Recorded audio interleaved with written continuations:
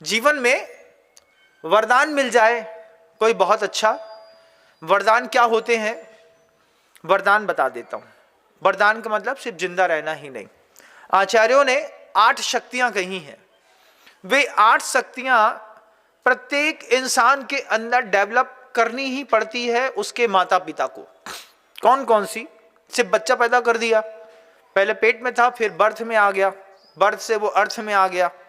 हम लोग ट्रेन में सफर कर रहे थे और हम थे, महासागर जी थे। हम लोग पूरा मिरज सांगली घूम करके मिरज स्टेशन से आए। मिरज स्टेशन से हमको आना था, मैं था, महासागर जी थे। महासागर जी ने एक बार टिकट नहीं कटाई, बैठ गए, चटाई बिछाई, बीच में सो गए। बाबा जी जैसे तो दिखते ही थे। टीटी आया, टीटी आया तो टीटी से बोलते हैं, टीटी ने बोला, हमसे बोला टिकट, हमने कहा टिकट है। उनसे पूछा टिकट, बोले हमारे पास कोई टिकट नहीं है। बोले क्यों नहीं है? बोले बर्थ में बैठो तो अर्थ लगता है, अर्थ में बैठने पर काय का अर्थ लगता है? हम अर्थ में बैठे, बर्थ में बैठे तो अर्थ लगे। हम अर्थ में बैठे हैं भैया, अर्थ में बैठे का कोई अर्थ नहीं लगता है। हम ऐसे ही हैं बाबा जी, हम ऐसे ही जाएंगे। तो वो भी कहता ठीक है बाबा जी, जब आप बर्थ में नहीं बैठ रहे तो हम आपसे अर्थ भी नहीं ले रहे। ऐसा होता है। तो जैसे बर्थ में आने पर, जैसे पेट से बेबी बाहर आ गया, अब हमने उसको तैयार कर दिया, खड़ा कर दिया, इतने मात्र से माता या पिता का सतीत्व और कुल जागृत नहीं होता। आचार्य जी हमेशा कहते थे कि किसी भी अच्छे शिष्य हो, कोई अच्छा गुरु हो, कोई अच्छा पुत्र हो, कोई अच्छा परिवार का व्यक्ति हो, उसको अपने जीवन में खुद 8 शक्तियां पैदा करनी पड़ती हैं। सबसे पहले इंसान को अपने मन के अंदर, शरीर के अंदर ज्ञान की शक्ति पैदा करनी पड़ती है। ज्ञान की शक्ति कैसी पैदा करनी पड़ती है कि मैं आपको बताता हूं। हम विदिशा में थे, 2008 की बात है। 8 में चातुर्मास कर रहे थे, तो विदिशा में खरी फाटक रोड से निकलते हैं, इस तरफ अपने हॉस्पिटल रोड से निकलता हूं, तो एक अनाथालय है। उस अनाथालय में कोइंसिडेंस ऐसा हुआ कि किसी एक अच्छे कार्यक्रम के चक्कर में अनाथालय में खीर बांटी। खीर बांटने पर जो बहुत सारे लोग थे, वृद्ध थे, उनने सबने खीर खा ली। और उसमें एक थोड़ा सा दिमाग से कम लड़का था जो रोड में घूम रहा होगा, तो वो वहाँ पे रहने लगा। वहाँ के लोगों ने उसको वहाँ पे स्थापित कर दिया कि तो यहीं रहेगा, इसका निर्वाह हो जाएगा।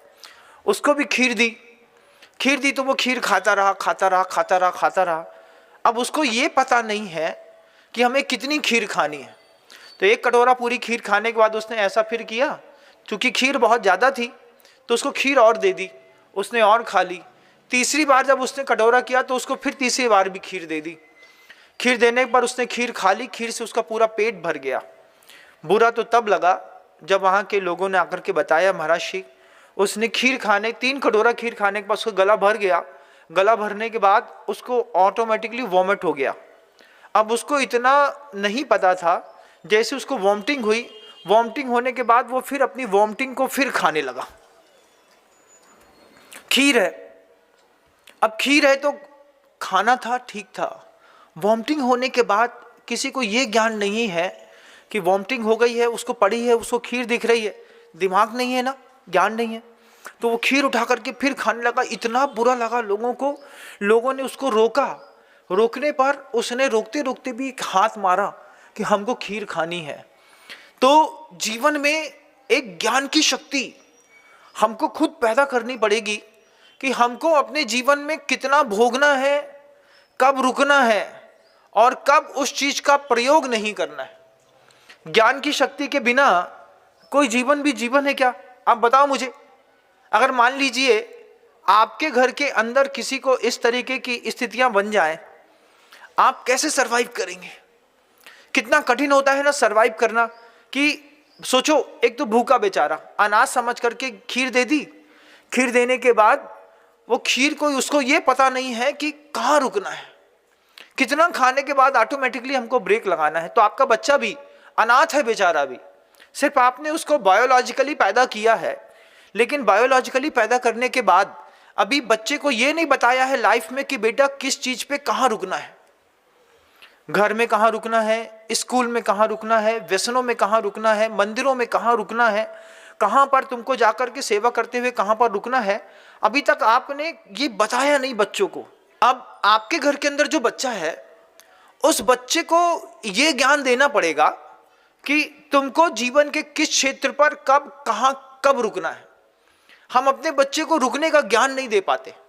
एक छोटा सा बच्चा है, वो छोटा सा बच्चा कल तक गाय गाय गाय गाय चिल्लाता था, तो आप गाय का खिलौना ला करके उसको दे देते थे।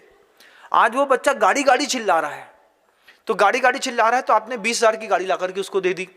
कल को वो लाड़ी लाड़ी चिल्लाएगा, जब वो लाड़ी लाड़ी चिल्लाएगा तो वक्त से पहले लाड़ी लाड़ी चिल्लाएगा तो क्या करेंगे, हम ला करके लाड़ी लाड़ी दे देंगे, ले बेटा ले, तू जैसा मांगता था हम वैसा दे दिए। लेकिन शक्ति कहती है, गुरु जी हमेशा कहते थे कि किसी भी आत्मा को संयमित करने के लिए साम दाम दंड और भेद, ये 4 की नीतियां अपनानी पड़ती हैं। घर के अंदर भी साम की, दाम की, दंड की और भेद की नीति अपनाते हैं, तब जाकर के अपने घर के अंदर के बच्चों के अंदर ज्ञान की शक्ति पैदा होती है। बच्चे ने मांगा और हमने दे दिया, तो बच्चे को आप ऐसे धीरे धीरे करके देते चले जाएंगे, तो इसका मतलब है वो भी पागल है और देने वाला भी पागल है। क्योंकि जैसे उस पागल मांगता जा रहा था और वो देते चले जा रहे थे और देते चले जा रहे थे, तब गला भर गया, वॉमिट कर दिया, वॉमिट करने के बाद फिर उसी को खाने लगा।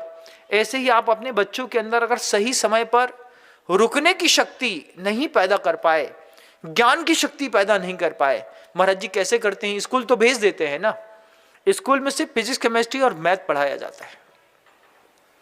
स्कूल में अर्थकारी विद्या की तैयारियों के लिए स्कूल होते हैं, जीवन जीने वाली जो विद्याएं होती हैं वो स्कूलों में नहीं पढ़ाई जाती हैं। ये बात की जानकारी आपको होना चाहिए। 10th क्लास तक हिंदी, अंग्रेजी, संस्कृत, मैथ जो फंडामेंटल बेसिकली होती हैं वो सिखाते हैं।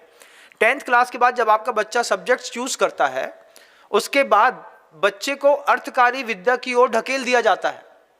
चाहे लड़का CA करता हो, CFA करता हो, MBA करता हो, चार्टर्ड बनता हो, IAS IPS कुछ भी बनता हो, वो सिर्फ अर्थ की व्यवस्था के लिए, अर्थ के संयोजन के लिए, अपनी शक्ति को बढ़ाने के लिए वो विद्या सीखता है। मतलब शिक्षा तो 10वीं क्लास में बंद हो गई।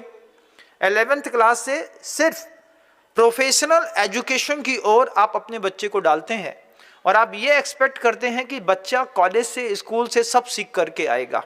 कॉलेज और स्कूल से उसको जीवन में रुकने का विज्ञान कहाँ से सीखने मिलेगा। किसी टीचर को क्या पढ़ा है, तुम्हारा बच्चा चाहे बिस्लरी की बोतल पीता हो, चाहे दारू पीता हो, चाहे सिगरेट पीता हो, कभी कॉलेज में देखा है? कॉलेज में देखिएगा, प्रोफेसर नीचे से मुंडी करते हुए चुपचाप चले जाते हैं अपने कॉलेज के रूम पर।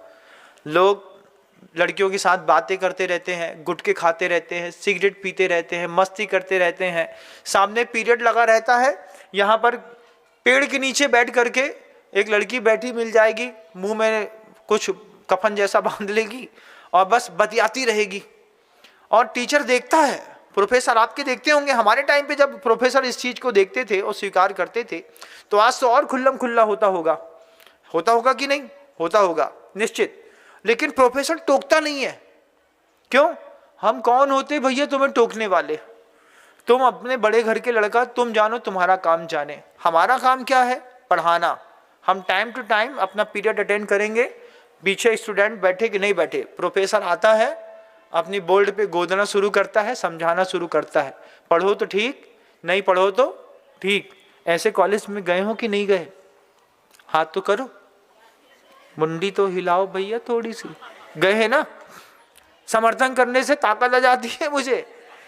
समर्थन करने पर मुझे ऐसा लगता है कि नहीं महाराज जी आप सही बोल रहे हैं।